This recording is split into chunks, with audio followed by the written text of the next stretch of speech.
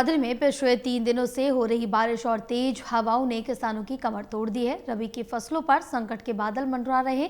जिले के लगभग 1,55,000 एकड़ में सरसों और 1,10,000 हेक्टेयर में गेहूं की बिजाई की गई थी, जो अब कुदरत की मार झेल रही है।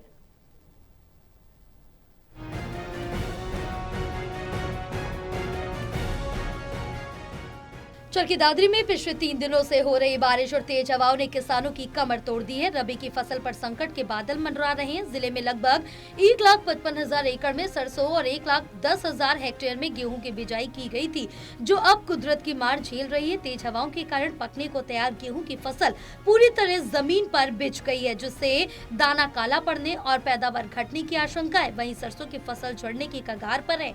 लगातार बारिश के कारण खेतों में जलभराव की स्थिति बन गई है, जिससे किसानों को साल भर की मेहनत बर्बाद होने का डर सता रहा है।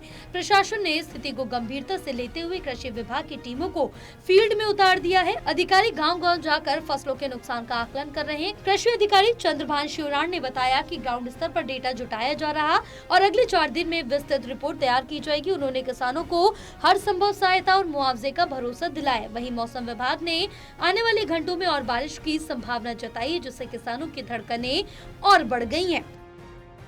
जिला चरखी दादरी की अगर बात करें तो पिछले 2 दिन से बेमौसमी बरसात जो हो रही है, उससे फसलों को काफ़ी नुकसान हो रहा है। ये उम्मीद नहीं थी कि 4 दिन लगातार ये बारिश चलती रहेगी। अभी फोरकास्ट प्राप्त हुआ हरियाणा कृषि विश्वविद्यालय से कि 22 तारीख तक ऐसा मौसम रहने का अनुमान है।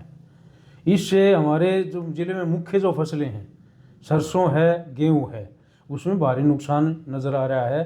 पूरा आकलन तो 4-5 दिन के बाद ही स्पष्ट नज़र आएगा, लेकिन अब गेहूं के विशेष तौर पर गिरने से जो समस्या है वो भयंकर है और काफ़ी नुकसान खेतों में हो रहा है। इसी तरह सरसों में भी दाने झड़ने की समस्या है, क्योंकि अब पीक पर थी और कटाई शुरू हो चुकी थी, पकी हुई फसल थी, तो उससे काफ़ी नुकसान की संभावना नज़र आ रही है।